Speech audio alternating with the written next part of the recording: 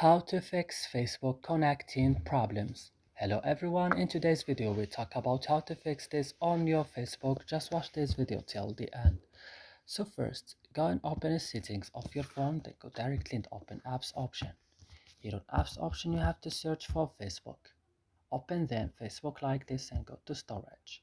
Here on storage, go to the last button, clear data, click OK and then back, click on force stop, click OK again, and now you have to go to your Play Store, update your Facebook if it's not updated, and after this your problem will be correctly solved.